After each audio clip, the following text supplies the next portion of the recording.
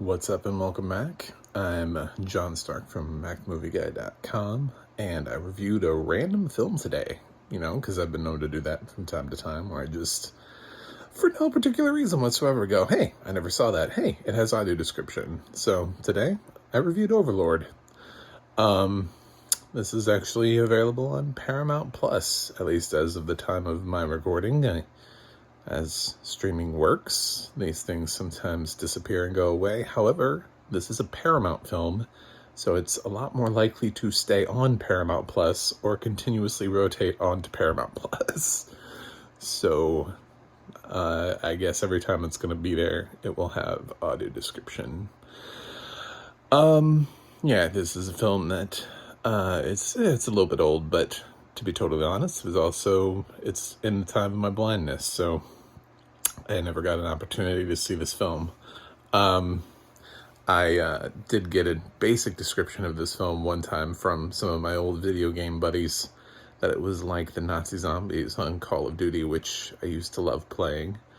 And I guess, because there are Nazis, calling this a zombie film is like a little bit of a stretch, only because we've made zombie films before.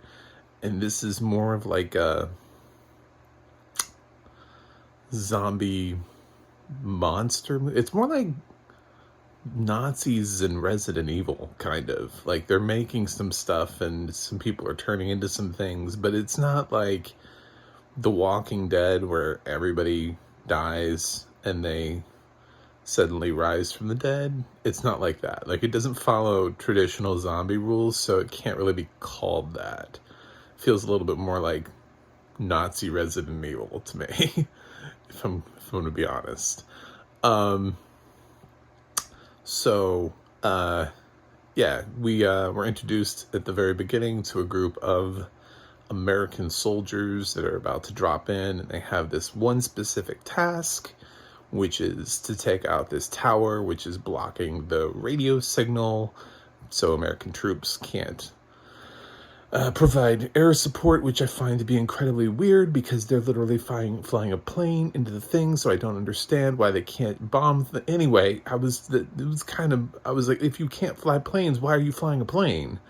Like, I know that doesn't go well, spoiler alert, but it's literally like the first thing that happens in the film is the flight doesn't go well. It's like, guys, we gotta take out this tower so we can fly planes. But sir, aren't we in a plane? I don't care. It doesn't make any sense, but the movie put it this way, so we're gonna do it. Damn it.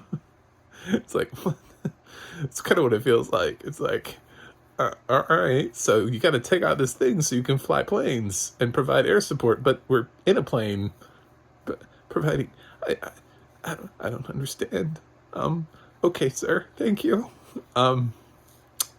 So yeah, anyway, they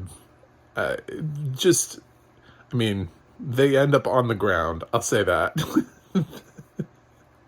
How they get there, I don't want to keep spoiling things for you, but it's a necessity for them to be on the ground because they have to get to their target. So they've got like an explosives expert. There are far more people on the plane. That was kind of one of the things that disappointed me was, and I get why they did it, because they narrowed it down pretty quickly so that we could focus on just a handful of actors and I guess get to know their characters, because this is produced by J.J. Abrams, so he's not necessarily into the, I don't want character development. What is that? Get that shit out of my film. So he obviously didn't want to just have cannon fodder in the film. He wanted us to really get to know the people once the plot gets going, for us to be invested in these characters and who they are and what it is that they're doing and their plot and their plan all around the shenanigans that the Nazis are doing, because of course the Nazis are fucking with shit and creating things they shouldn't be creating. Anyway, and there's a girl, Chloe, and she has her own story arc with her own family, and she's keeping a very dark secret inside her house. Anyway, that was creepy. I tried to be creepy there for a minute. Overlord wants to do a lot of things, and it attempts to do a lot of things, and it does some of them very well. As far as being unique and different, sure. It's got that going for it. I mean, how many times have we seen Nazis in movies before? It's like a billion. I remember everybody went nuts for Dead Snow just because it was an actual Nazi zombie movie back in the day, and it was, it was this film, and everybody was like, oh my God, what is this? This is so different from anything we've ever... And yeah, I mean, there's only just so many concentration camp movies you can make before you realize that you've made hundreds of them, and they start to kind of blend together. They're the important ones for sure, because they're telling like an actual story. But when you're trying to stand out and go, how do we tell this story differently? That's when you start breaking into these just nonsensical, Wonder Woman, Dead Snow, and Overlord type plots where something nefarious is happening more than just, the Holocaust. Because I guess we needed something more than that to count for. It wasn't like World War II wasn't bad enough. We have to throw some, like, by the way, Hitler wasn't just doing this one thing, he was also doing this. And it's like, I fully expect there to be a film where like Hitler has dragons or something at some point.